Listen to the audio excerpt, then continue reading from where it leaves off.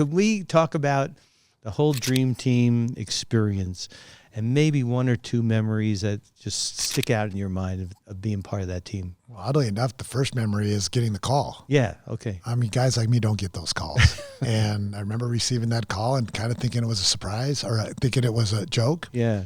And I remember saying, I'm going to have to check with the team. I'm going to have to check with my wife, a couple things like that. And I remember there was a pause on the other end of the phone. It was Rod Thorne.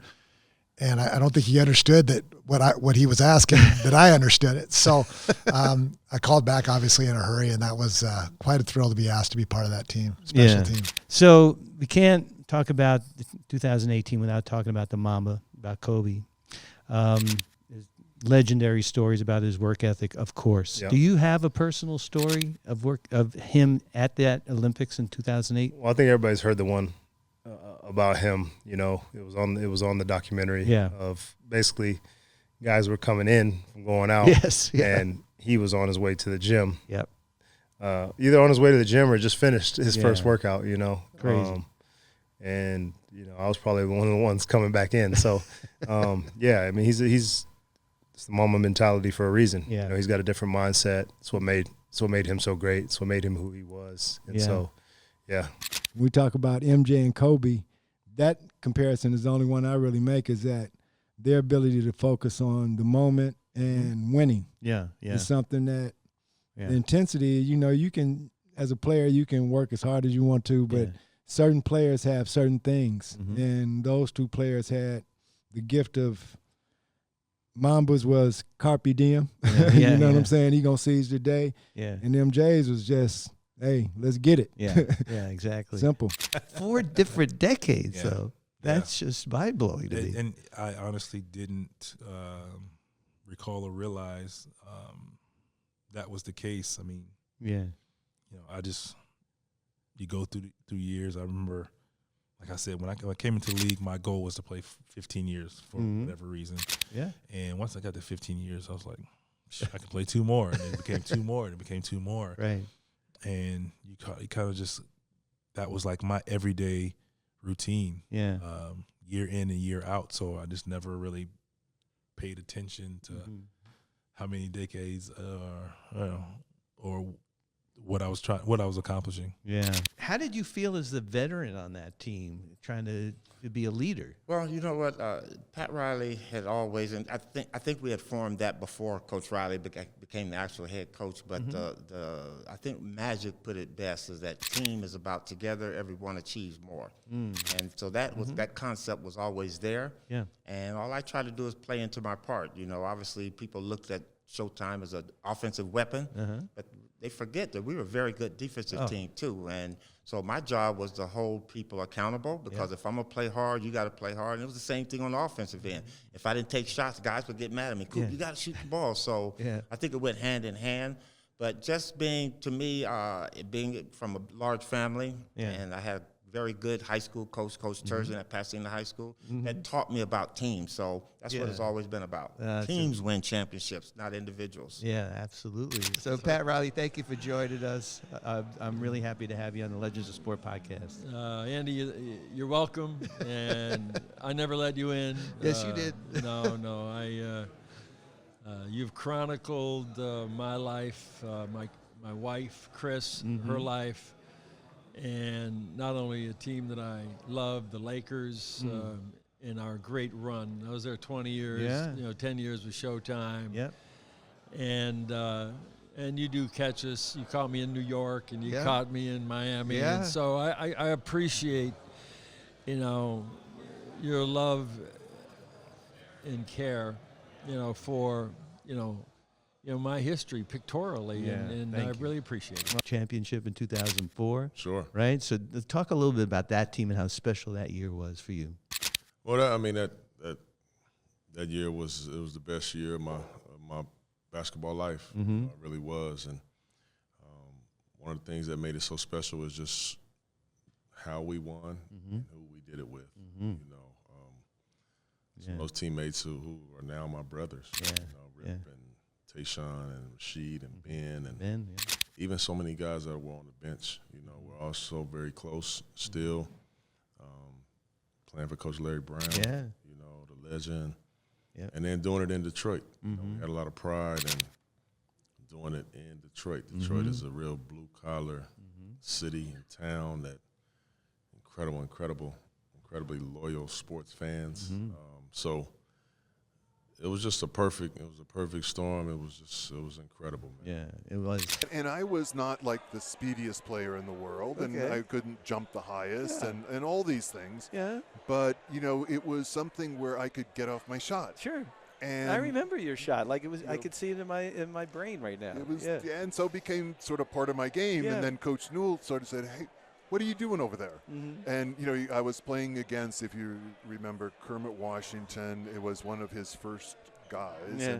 But we had every good big man came through the peak. Yeah, like I said, I shot Shaq. I think it was his rookie summer. Shaq, that he played in. from, him and Paul Pierce, all these guys came through this camp. Yeah. But anyway, so he says, "What are you doing? Let me see that. Let me see how you're doing it." And he says, "Wow, that's a good move," because I couldn't get my shot off against the faster players and the bigger players and stronger players. Yeah. And I was just in college at the time when I first started. So I got this shot going and developed it, and finally was able to shoot it once in a while in the NBA too. When I was 9, and we had a local star who's in the Hall of Fame now, named Larry Brown. Yeah, I think I know Larry him. was a diminutive guard.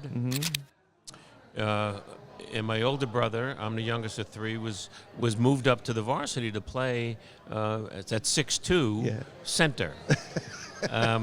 Larry was only 5'9", 5'10". And we were playing our arch rival, a team named Oceanside High School. Their star was 6'4", named Artie Heyman. Okay. So Larry scored over 40, and so did Heyman, and they were 8-minute quarters. Oh my goodness! And this then is like a basket every 5 seconds. they were just going at each other, and they crazy. did that in college. Heyman went to Duke, Larry North Carolina. Yeah. Larry then went on to win a gold medal in the Olympics in '64. Wow. And I was on the basketball team as a junior then, and not a big guy, and I wasn't playing much. And Larry came that weekend to do a thing called Larry right on the screen right now as we're watching. Oh, Carlson and Pigeons. That's so weird. Fortuitous. Yeah. Larry Brown weekend. Yeah. And at Long Beach High School. So Larry came and worked out with the team. And our coach was a really good college player too. So he and Larry were going at it. And I was playing in the backcourt with Larry. And after practice, Larry said, "Stick around. Stick around." Yeah. So I did. It was just he and I. And he said, "Listen, we're little guys. So you got to get your shot off quick. Yeah. So let's work on your shot, and always know where you are in the court. Always to know where you are in relation to the basket. Well, keep your feet set. That's the most important thing for us to get our shots off, and your hands in the right position." And so we must have shot 40, 50 shots. Yeah. And I never forgot it, and we became friends from then on. Oh, that's great. Until this day. So he's on my mind today also. And so when the Olympics ended in 1996, I thought I retired from basketball. I really was like, oh, okay, I'm done. I signed a contract with Wilhelmina Models. I moved to New York, and I was modeling. So when they called about the WNBA, they said it would be in the summer, like a summer league. So I'm like, oh, yeah, I'll be back in L.A. I can play in a summer league. Yeah. And I really thought it was going to be like reversible jerseys. We'd probably play at like Long Beach State or a small community college, a gym. Sure. So I was like, yeah, I could do that for a few months. I had not picked up a ball, Andy, since the day we won the gold medal. That's crazy. So my first time like preparing for the WNBA was literally like training camp. And then I'm like, I am not really ready to play basketball. We're playing at the Forum. Yeah. Like I had no idea that Dr. Buss would have the LA Sparks and have us really, I had the same locker room as the Lakers. That's crazy. Yeah. So it was like we got kind of thrust into this really professional league that I was really not prepared for. I was okay, but I was running on fumes. You were better than okay. But no. I remember I missed my dunk that first game. I do. I was like, you might need to prepare to play. And there were so many stars and, all those lights, cameras, action. But finally, there was a professional women's league, which is obviously grown and has blossomed and gone crazy like the last couple of years, which has got to warm your heart, right? To see the women's game at the level it's at is just incredible. Listen, they are living out the dreams that we all had always hoped for. Because I believe the product was always good. I mean, I don't think that how I played and what they're doing now was any different in terms of my skills and me being able to excel in the WNBA now today. But I love the fact that social media has helped really elevate the game. The eyes, the numbers have clearly gone up, the attention, and it's never going to go back. Women don't have to go overseas to play professional basketball here in our country. And, the numbers are going up. That's going to be the next shift that you're going to start to see these women making, say, 7 figures here in our country. So I made sure. When that's scheduled, I'm making sure I'm not doing anything when the Lakers are coming to town. And we weren't close, but when you come over, give me a hug, and I say what's up. And then I got this ideal that I wanted to put a documentary. I'll put 20-something cameras. Just shoot Kobe. I mean, film Kobe. The whole game. It turned out well. And for the DVD, we wanted Kobe to do a director's commentary. So we looked at the schedule, he said, Spike, this is the date we're playing the Knicks. That night, he scored 61 points. At the time, it was the record for most scored the Garden until Carmelo broke it. And in my office, I have that stats sheet signed by Kobe, and he says, P.S. Spike, this shit was all your fault. So there's footage of us at the Garden, leaving the Garden together to go to the studio to record that. And he was giving me hell. That's incredible. Yeah, what a special person he was, man. I have this frame. Love you, Spike. P.S. It was all your fucking fault. There was no other team that we got it on. No. But not like that. You know what I mean? I mean, there was, we never disrespected any team. So we got up for everybody, to be honest with you. We wanted to make sure that we came out and we gave our best every single game. But the Celtics was a different level that we prepped for. But Coop, the one thing I'd say about Coop is, he was always one of the toughest guys that you'll ever meet on the basketball court. He wasn't the biggest, wasn't the strongest, but he had that wiry strength. And Coop didn't back down to anybody. I remember playing in Milwaukee, and him and Big Bob Lanier got into it. Really got into it. And everybody had to separate them. But the crazy thing about that trip, Andy, is that John Matusak was there, and he was in the front row, and we just heard this voice, "Coop, I got your back." And we all turned and looked, and it was John Matusak. And he's standing there in all black. He was a Raider. And he was, a mountain of a man. My God. And we all was like, oh, my God. This dude was ready to come on the court to help Coop out, and that would have been – Bob would have been in big trouble. That's crazy. But, we separated everybody, and, after the game, I said, Coop, you my boy, but Bob Lanier? Coop said, I would have whooped his ass, B.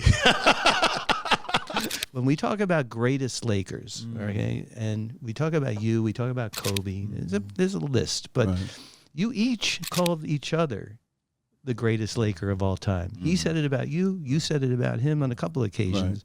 When you think back about Kobe, when you first saw this kid, 18 years old, when you first saw him play, what was your first kind of impression of him? Well, I knew he was going to be special. Yeah? Yeah. Because he had it, Andy. He had that drive. He was competitive.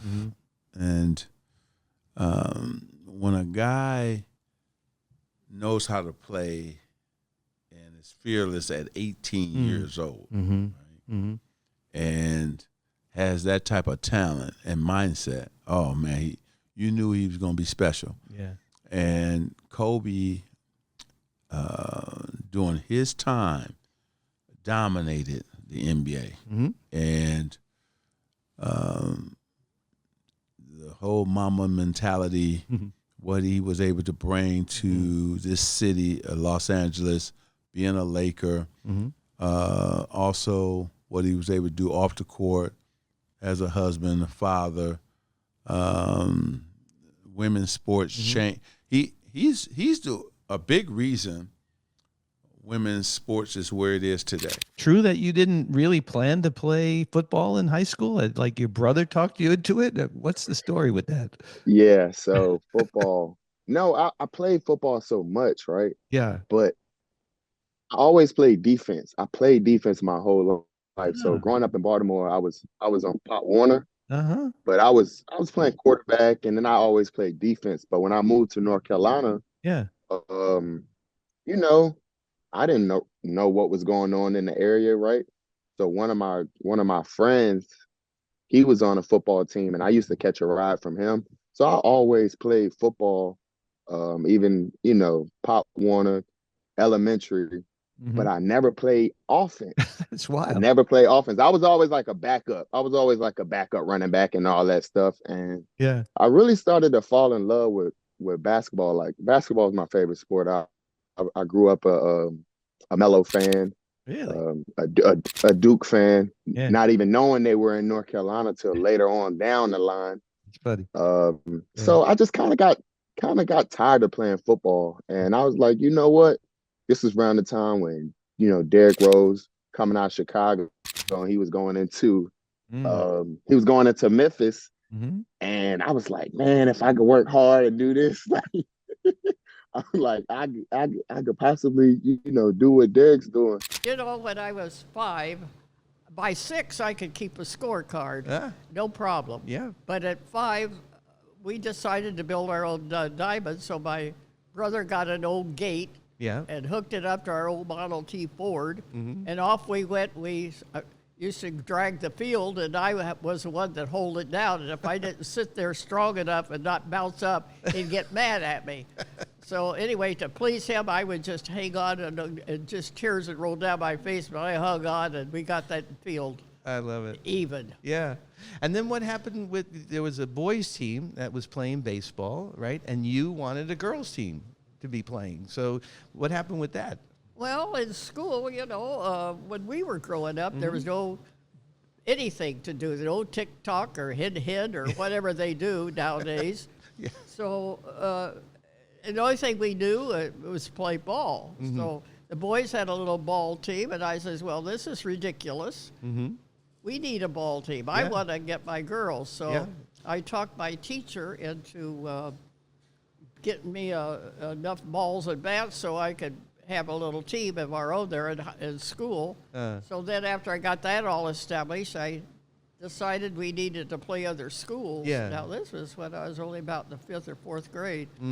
And so I knew she knew a teacher someplace down the street, another school. So we got the team together. We went down there and cleaned their plow.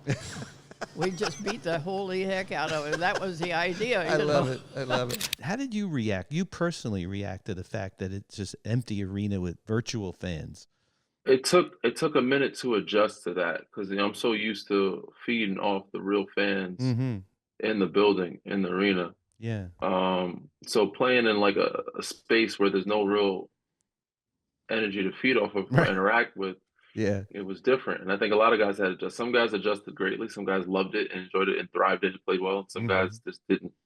So for me, like, I'm a guy that kind of feeds off the crowd. So not having a real crowd there was strange. And to have that, the fan noise, it was a little disingenuous. I mean, it was, they did the best they could. It was cool. It was different, but it was not the authentic thing. So it was weird.